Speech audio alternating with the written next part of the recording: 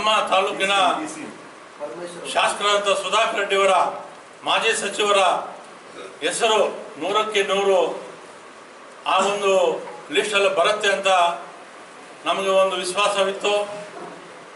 ಕಾರಣಾಂತರಗಳಿಂದ 2ನೇ ಪಟ್ಟಿಯಲ್ಲಿ ತಮ್ಮ ಹೆಸರು ಬರುತ್ತೆ ಅಂತ ಹೈಕಮಾಂಡ್ ಸೂಚಿಸಿದ್ದಾರಂತೆ.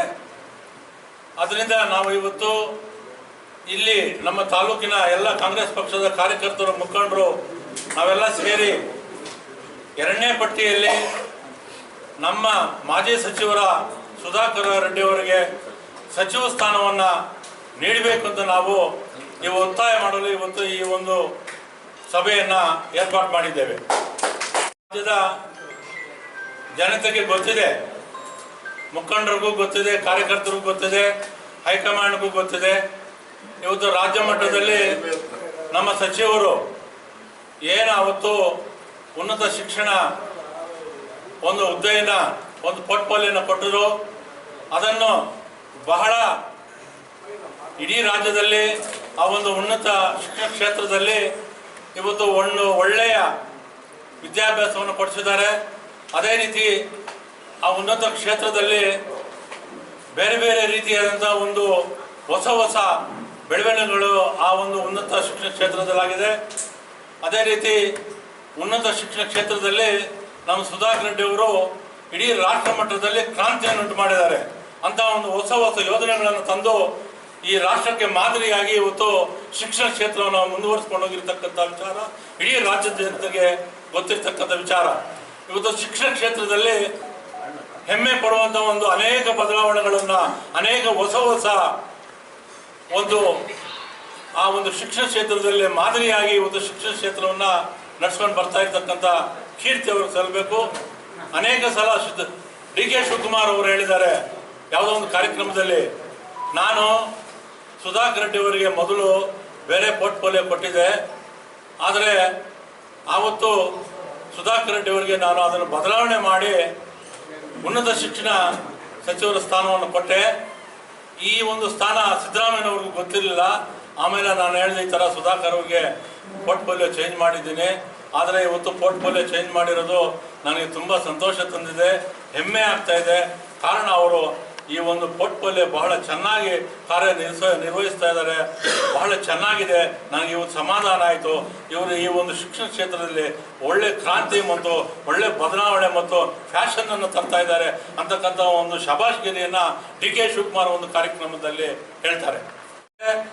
ನಮ್ಮ ಸಚಿವರಿಗೆ ನೀವು ಯಾವುದೇ ಒಂದು ಕೆಲಸವನ್ನು ನಿರ್ವಹಿಸಿ ಅವರು ಪ್ರಾಮಾಣಿಕವಾಗಿ ಏನು ಕಪ್ಪು ಶಿಕ್ಷೆ ಇಲ್ಲದೆ, ಪಾರದರ್ಶಕವಾಗಿ, ಭ್ರಷ್ಟಾಚಾರ ಇಲ್ಲದೆ ಕೆಲಸ ಮಾಡ್ತಕ್ಕಂಥ ಈ ರಾಜ್ಯದಲ್ಲಿ ಯಾರಾದರೂ ಏಕೈಕ ವ್ಯಕ್ತಿ ಇದ್ದರೆ ಅದು ಡಾಕ್ಟರ್ ಸುಧಾಕರ್ ಅಂತ ಹೇಳಿ ತಪ್ಪಾಗಲ್ಲ ಬಂಧುಗಳೇ. ಅದೇ ರೀತಿ ಇವತ್ತು ನಮ್ಮ ಚಿಕ್ಕಬಳ್ಳಾಪುರ ಜಿಲ್ಲೆಯಲ್ಲಿ, ಚಿಂತಾಮಣಿ ಕ್ಷೇತ್ರ ಚಿಕ್ಕಬಳ್ಳಾಪುರ ಜಿಲ್ಲೆಯಲ್ಲಿ ಇವತ್ತು ಸುಮಾರು 4,000ರಿಂದ 5,000 ಅಭಿವೃದ್ಧಿ ಕೆಲಸಗಳು ನಡೀತಾ ಇರ್ತಕ್ಕಂಥ ವಿಚಾರ ಈ ಜಿಲ್ಲೆಯಲ್ಲಿ ಎಲ್ಲರಿಗೂ ಗೊತ್ತು. ಇವತ್ತು ಆ ಎಲ್ಲ ಅಭಿವೃದ್ಧಿ ಕೆಲಸಗಳು ಮುಂದಿನ ದಿನಗಳಲ್ಲಿ ಆಗಬೇಕಾದ್ರೆ ಮತ್ತು ಕೋಲಾರ ಮತ್ತು ಚಿಕ್ಕಬಳ್ಳಾಪುರ ಜಿಲ್ಲೆಯಲ್ಲಿ ನಮ್ಮ ಪಕ್ಷ ಬೆಳೀಬೇಕಾದ್ರೆ, ಈ ಒಂದು 2 ಜಿಲ್ಲೆಗಳು ಅಭಿವೃದ್ಧಿ ಆಗಬೇಕಾದ್ರೆ ಅದು ಬೇರೆ ಯಾರಿಂದ ಸಾಧ್ಯ ಇಲ್ಲ. ಅದು ಏಕೈಕ ವ್ಯಕ್ತಿ ಡಾಕ್ಟರ್ ಸುಧಾಕರ್ನಿಂದ ಮಾತ್ರ. 2ನೇ ಹಂತದಲ್ಲಿ ಡಾಕ್ಟರ್ ಎಂ ಜಿ ಸುಧಾಕರ್ ಅವರಿಗೆ ಮತ್ತೆ ಸಚಿವ ಸ್ಥಾನವನ್ನು ಕೊಟ್ಟು ಈ 2 ಜಿಲ್ಲೆಗಳನ್ನು ಅಭಿವೃದ್ಧಿಪಡಿಸಬೇಕು ಮತ್ತು ಉಳಿಕೆ ಕಾಮಗಾರಿಗಳನ್ನು ಎಲ್ಲ ಪೂರ್ಣ ಆಗಬೇಕು ಅಂತಕ್ಕಂಥ ಒಂದು ವಿಚಾರವನ್ನು ಈ ಸಂದರ್ಭದಲ್ಲಿ ಹೇಳ್ತಾ, ಮತ್ತು ಅದೇ ರೀತಿಯಲ್ಲಿ ನಮ್ಮ ತಾಲೂಕಿನಲ್ಲೂ ಸಹ 2.5 ಕೋಟಿ ರೂಪಾಯಿ ವೆಚ್ಚದಲ್ಲಿ ಇವತ್ತು ಅಭಿವೃದ್ಧಿ ಕೆಲಸಗಳು ನಡೀತಾ ಇದೆ. ಅವೆಲ್ಲ ಬೇರೆಯವರು ಹೇಳ್ತಾರೆ, ನಾನು ಹೇಳೋದಿಲ್ಲ.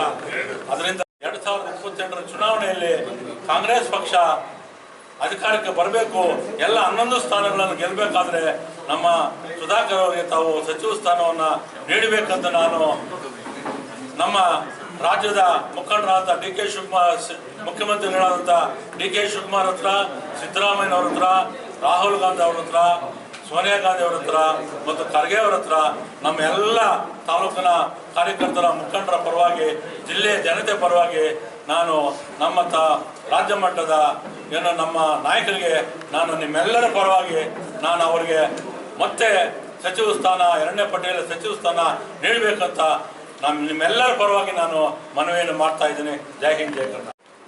ಚಿಂತಾಮಣಿ ತಾಲೂಕಿನ ಕಾಂಗ್ರೆಸ್ ಪಕ್ಷದ KPCC ಸದಸ್ಯನಾಗಿದ್ದೇನೆ. ಈ ದಿನ ಈ ಒಂದು ಸಭೆಯಲ್ಲಿ ಪಾಲ್ಗೊಂಡಿರ್ತಕ್ಕಂತಹ ನಮ್ಮ ಪಕ್ಷದ ಎಲ್ಲ ಮುಖಂಡರೇ ಹಾಗೂ ವಿಶೇಷವಾಗಿ ಆಹ್ವಾನಿತರಾಗಿರ್ತಕ್ಕಂತಹ ಮಾಧ್ಯಮ ಮಿತ್ರರು, ಇವತ್ತು ನಾವಿಲ್ಲಿ ಸೇರಿರ್ತಕ್ಕಂಥ ವಿಷಯ ಈಗಾಗಲೇ ಲಕ್ಷ್ಮಣ ರೆಡ್ಡಿ ಅವರು ತಿಳಿಸಿದ್ದಾರೆ. ಏನು 2023ರ ಚುನಾವಣೆಯಲ್ಲಿ 130 ಶಾಸಕರನ್ನ ಗೆಲ್ಲಿಸೋದ್ರ ಮುಖಾಂತರ ಇಡೀ ರಾಜ್ಯದಲ್ಲಿ ಅತ್ಯಂತ ಅಭೂತಪೂರ್ವವಂಥ ಒಂದು ಫಲಿತಾಂಶವನ್ನು ಕಾಂಗ್ರೆಸ್ ಪಕ್ಷಕ್ಕೆ ನೀಡಿದ್ದಾರೆ. ಇದಕ್ಕೆ ಮುಖ್ಯ ಕಾರಣ ನಮ್ಮ ನಾಯಕರು ಘೋಷಿಸ್ತಕ್ಕಂಥ ಪಂಚ ಗ್ಯಾರಂಟಿಗಳು. ಈ ಗ್ಯಾರಂಟಿಗಳ ಮುಖಾಂತರ ಇಡೀ ದೇಶದಲ್ಲಿಯೇ ಇವಾಗ ನಮ್ಮ ಕರ್ನಾಟಕ ಮಾಡೆಲ್ ಆಗಿದೆ. ಇದು ತಮ್ಮೆಲ್ಲರಿಗೂ ಗೊತ್ತಿರುವಂಥ ವಿಷಯ. ಅಂದಿನ ಸಚಿವ ಸಂಪುಟದಲ್ಲಿ ಸಿದ್ದರಾಮಯ್ಯರವರ ಮುಖಂಡತ್ವದಲ್ಲಿ ನಡೆದಂತಹ ಸಚಿವ ಸಂಪುಟದಲ್ಲಿ ನಮ್ಮ ನಾಯಕರಾದಂತಹ ಡಾಕ್ಟರ್ MC ಸುಧಾಕರ್ ಅವರಿಗೆ ಹೈಕಮಾಂಡ್ನವರು ಎಲ್ಲರೂ ಸೇರಿ ಉನ್ನತ ಶಿಕ್ಷಣ ಒಂದು ಸಚಿವರಾಗಿ ಕೆಲಸ ಮಾಡುವಂಥ ಅವಕಾಶವನ್ನು ಒದಗಿಸ್ಕೊಟ್ರು. ಏನು ಅವತ್ತು ಪ್ರಮಾಣ ವಚನ ಸ್ವೀಕಾರ ಮಾಡಿದ್ರು,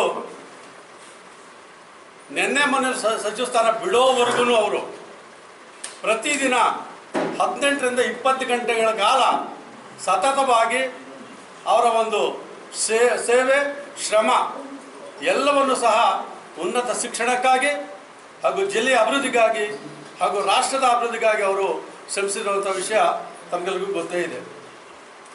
ಅವರು ಕೈಗೊಂಡಿರ್ತಕ್ಕಂಥ ಕಾರ್ಯಗಳು ಮಾದರಿಯಾಗಿವೆ. ಇವತ್ತು ಉನ್ನತ ಶಿಕ್ಷಣ ಸಚಿವಾಲಯದಲ್ಲಿ ಅವರು ಅನೇಕ ಒಂದು ಹೊಸ ಯೋಜನೆಗಳನ್ನು ಜಾರಿ ಮಾಡಿ ವಯಸ್ಕರ ಒಂದು ಅಭಿವೃದ್ಧಿಗೆ ಏನು ಉನ್ನತ ಶಿಕ್ಷಣದಲ್ಲಿ ಏನೇನು ಬದಲಾವಣೆಗಳು ತರಬೇಕು, ಅದನ್ನು ಯಾವ ರೀತಿಯಲ್ಲಿ ಇಡೀ ದೇಶಕ್ಕೆ ಮಾದರಿಯಾಗಿ ರೂಪುಗೊಳ್ಳುವಂಥ ಒಂದು ರೀತಿಯಲ್ಲಿ ಕೆಲಸ ಮಾಡಿದ್ದಾರೆ.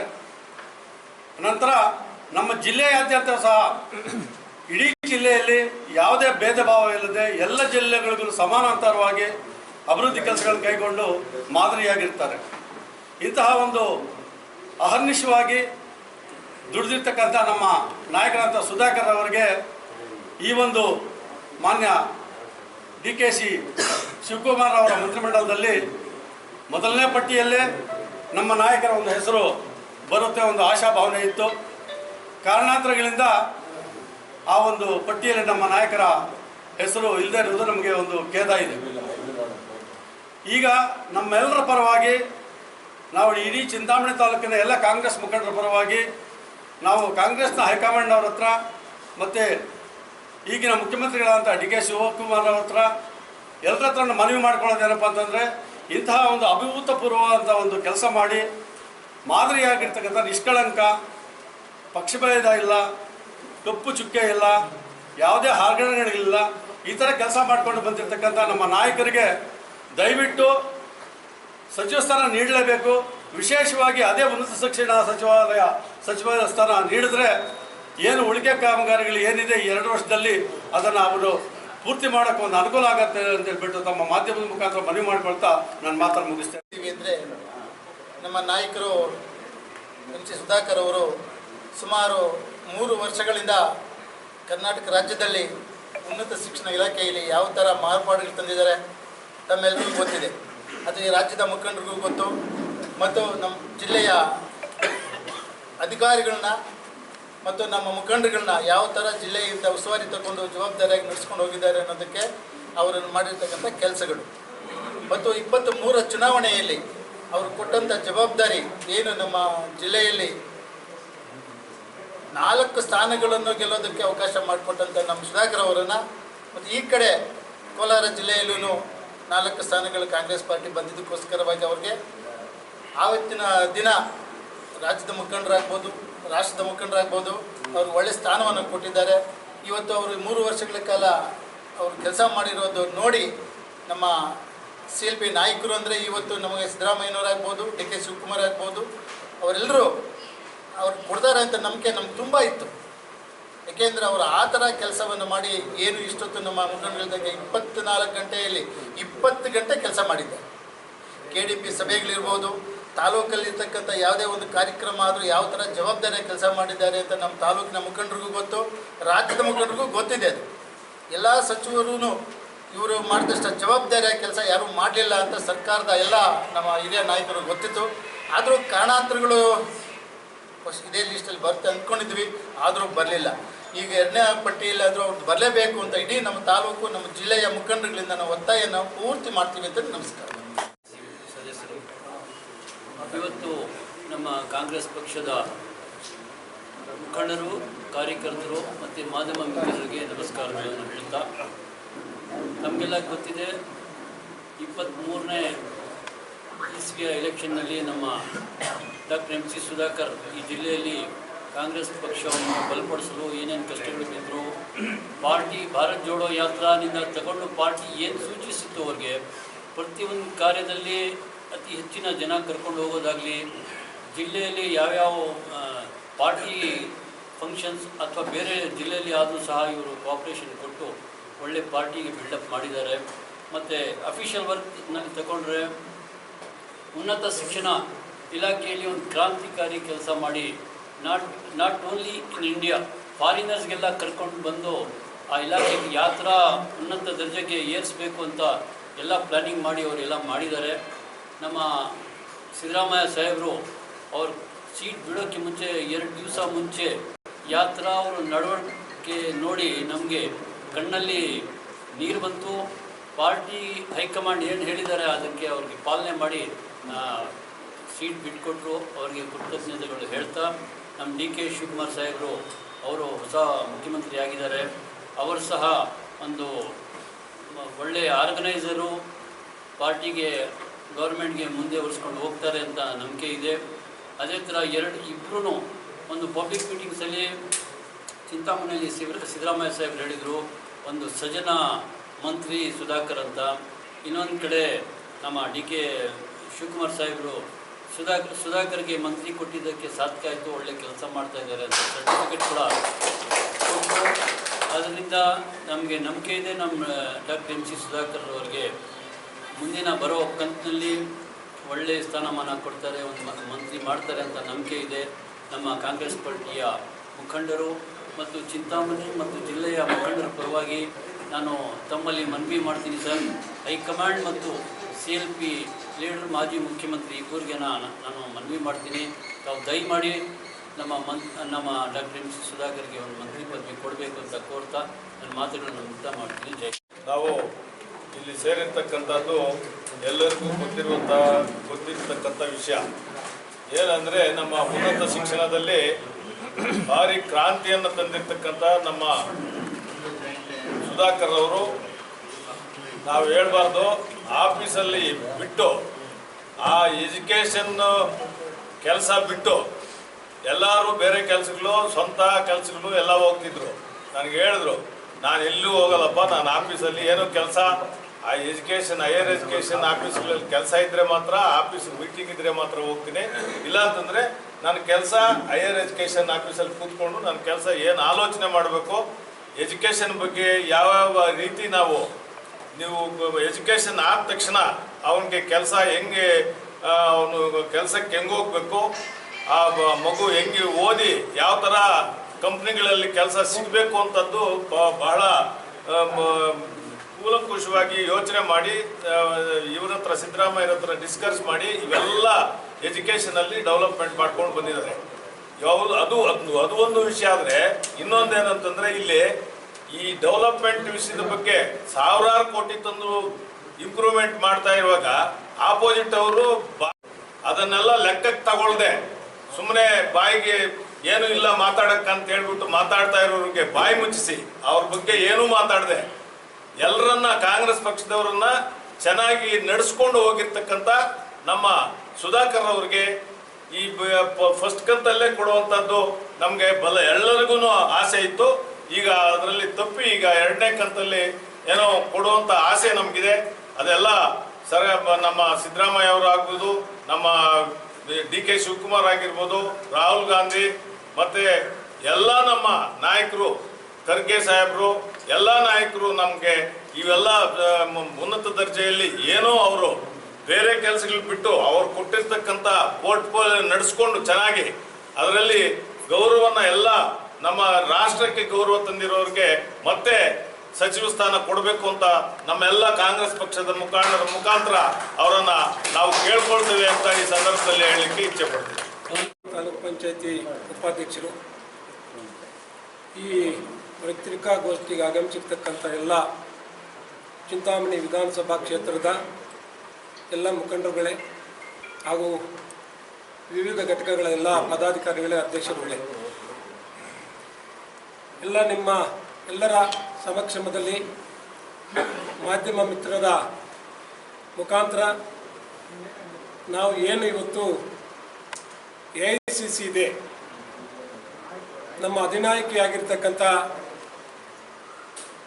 ಸೋನಿಯಾ ಗಾಂಧಿಯವ್ರಿಗೂ ಮತ್ತು ಪ್ರಧಾನ ಕಾರ್ಯದರ್ಶಿಗಳಾಗಿರ್ತಕ್ಕಂಥ AICC ಪ್ರಧಾನ ಕಾರ್ಯದರ್ಶಿಗಳಾಗಿರ್ತಕ್ಕಂಥ ರಾಹುಲ್ ಗಾಂಧಿಯವ್ರಿಗೂ, ಸಂಘಟನಾ ಕಾರ್ಯದರ್ಶಿಗಳಾಗಿರ್ತಕ್ಕಂಥ ವೇಣುಗೋಪಾಲ್ ಅವ್ರಿಗೂ, ವಿಶೇಷವಾಗಿ ನಮ್ಮ AICC ಅಧ್ಯಕ್ಷರಾಗಿರ್ತಕ್ಕಂಥ ಮಲ್ಲಿಕಾರ್ಜುನ ಖರ್ಗೆ ಅವರಿಗೂ ಈ ಪತ್ರಿಕಾ ಮಾಧ್ಯಮದ ಮುಖಾಂತರ ನಾವು ಪ್ರಬಲವಾಗಿ ಒತ್ತಾಯ ಮಾಡ್ತಾ ಇದ್ದೀವಿ. ಏನು ಇವತ್ತು ನೀವು 2023ರ ಸಿದ್ದರಾಮಯ್ಯ ಸಚಿವ ಸಂಪುಟದಲ್ಲಿ ಈ ಭಾಗದ ಶಾಸಕರು, ನಮ್ಮ ಅಭಿಮಾನಿಗಳು, ನಮ್ಮ ನಾಯಕರಾಗಿದ್ದಂಥ ಸುಧಾಕರ್ ಅವರನ್ನು ನೀವು ಸಚಿವ ಸಂಪುಟದಲ್ಲಿ ಸಚಿವರನ್ನಾಗಿ ಮಾಡಿದ್ರಿ. ಅಂದಿನಿಂದ ಕೂಡ ಇಲಾಖೆಯ ಪ್ರಗತಿಯನ್ನು ಇಡೀ ರಾಜ್ಯದಲ್ಲಿ ಉತ್ತಮ ಶಿಖರಕ್ಕೆ ಕೊಂಡೊಯ್ದಿದ್ದಾರೆ ಅಂತಕ್ಕಂಥದ್ದು ಮಾಧ್ಯಮಗಳ ಮುಖಾಂತರ ಇಡೀ ರಾಜ್ಯಕ್ಕೆ ಗೊತ್ತಿರ್ತಕ್ಕಂಥದ್ದು. ಆಮೇಲೆ ಇಲಾಖೆಯಲ್ಲಿ ಒಟ್ಟಾರೆಯಾಗಿ 23 ಇಲಾಖೆಗಳಲ್ಲಿ ಎಲ್ಲ ಇಲಾಖೆಗಳಿಗಿನ್ನ ಅತಿ ಹೆಚ್ಚಿನ ಪ್ರೋಗ್ರೆಸ್ ಮಾಡಿರ್ತಕ್ಕಂಥ ಯಾವುದಾದ್ರೂ ಇಲಾಖೆ ಇದ್ದರೆ ಅದು ಹೈಯರ್ ಎಜುಕೇಷನ್ ಇಲಾಖೆ. ಆದ್ದರಿಂದ ಈ ಭಾಗದಲ್ಲಿ ಔರ್ಬಿಚಿತ ಕೋಲಾರ ಜಿಲ್ಲೆ ಆಗಿರ್ಬೋದು, ವಿಶೇಷವಾಗಿ ಚಿಕ್ಕಬಳ್ಳಾಪುರ ಜಿಲ್ಲೆ ಆಗಿರ್ಬೋದು, ನಮ್ಮ ಸಚಿವರಾದಾಗಿಂದ ಈ ಭಾಗದಲ್ಲಿ ಬಂದಂಥ ಅನೇಕ ಚುನಾವಣೆಗಳನ್ನಾಗಿರ್ಬೋದು, ಇಲ್ಲ ನಮ್ಮ ಪಕ್ಷದ ಸಂಘಟನೆಯನ್ನು ಮತ್ತು ಪಕ್ಷವನ್ನು ಸದೃಢಗೊಳಿಸುವುದರಲ್ಲಿ ಆಗಿರ್ಬೋದು, ವಿಶೇಷವಾಗಿ 2 ಸಲ ನಮ್ಮ ಮುಖ್ಯಮಂತ್ರಿಗಳನ್ನು ಈ ಜಿಲ್ಲೆಗೆ ಕರೆಸಿ ಅಭಿವೃದ್ಧಿ ಕಾರ್ಯಕ್ರಮಗಳನ್ನು ಇಡೀ ಜಿಲ್ಲೆಗೆ ಕೊಟ್ಟಂಥ ಕೀರ್ತಿಯಾಗಿರ್ಬೋದು, ಇವೆಲ್ಲವೂ ಕೂಡ ಪಕ್ಷದ ಪರವಾಗಿ ಕೆಲಸ ನಿರ್ವಹಿಸಿದ್ದಾರೆ ಅಂತಕ್ಕಂಥ ಅಂದರೆ ಅದು ತಪ್ಪಾಗಲಾರದು.